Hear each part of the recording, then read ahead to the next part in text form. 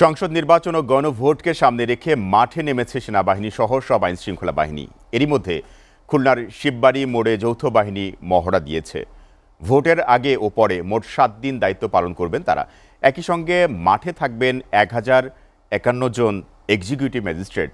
নির্বাচন কমিশন জানিয়েছেন, সুষ্ঠু ও শান্তিপূর্ণ ভোট নিশ্চিত করতে police, BGB, RAB, Ansar, coast guard সহ প্রায় 9,70,000 আইনশৃঙ্খলা বাহিনীর সদস্য মোতায়েন থাকবে।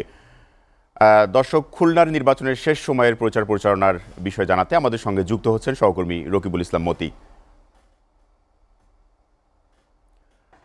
মতি, খুলনায় নির্বাচনের শেষ সময়ে প্রচার প্রচারণার কি খবর রয়েছে আপনার কাছে, বিস্তারিত জানাবেন।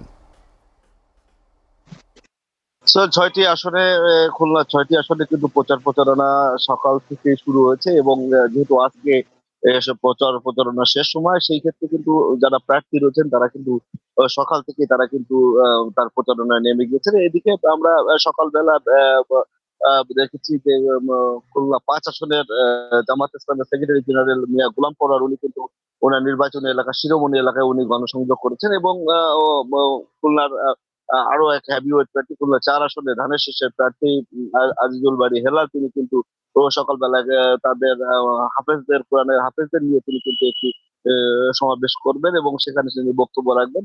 এটি রয়েছে এবং অন্যান্য যে সমস্ত প্রার্থী রয়েছে তারাও কিন্তু একইভাবে কিন্তু খুলনার বিভিন্ন প্রান্তে তারা কিন্তু গণসংযোগ চালাচ্ছেন। এই তাদের কিন্তু গণসংযোগ ব্যাপারে কিন্তু তারা আজকে বিভিন্ন রকম কর্মসূচি দিচ্ছে। বিশেষ করে বলা যায় যে আজকে কিন্তু ও বড় বড় যে দলগুলো রয়েছে তাদের কিন্তু আজকে মিছিলের কথা রয়েছে এবং সেই মিছিলগুলো কিন্তু 3টার পরে কিন্তু খুলনায় বিভিন্ন দলের যে ব্যানারে কিন্তু তারা যে মিছিল করবেন বলে আমরা জানতে পেরেছি। খুলনার মহানগর বিএনপির প্রদত্ত সেল থেকে জানানো হয়েছে যে আজকে খুলনার 2 আসনের প্রার্থী বিএনপি প্রার্থী এই নজরুল ইসলাম মঞ্জুর পক্ষে কিন্তু 3টার সময় তারা মিছিল করার কথা রয়েছে। একই দিকে কিন্তু খুলনার 3 আসনের ধানের শীষের প্রার্থী ছাত্র বিষয়ক সম্পাদক রকিবুল ইসলাম বকুল, তার পক্ষেও কিন্তু আজকে বিকাল 3:30টার সময় মিছিল করার কথা রয়েছে। এরকম ভাবে যদি বলা হয় যে খুলনার যে সমস্ত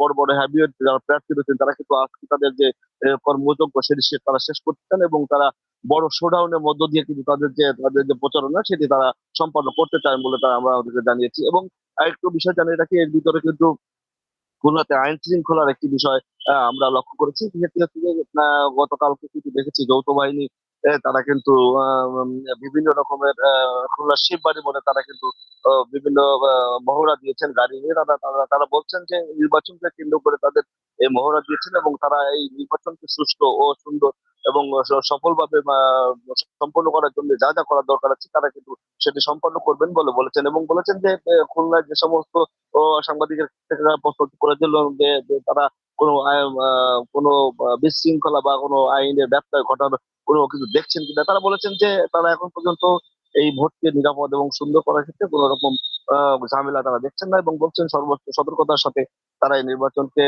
দেখছেন এবং নির্বাচনের যারা ম্যাজিস্ট্রেট এবং যারা পুলিশ, আনসার, যে সমস্ত বাহিনী রয়েছে তারা সুন্দরভাবে কাজ করবেন বলে তারা আমাদেরকে জানিয়েছেন।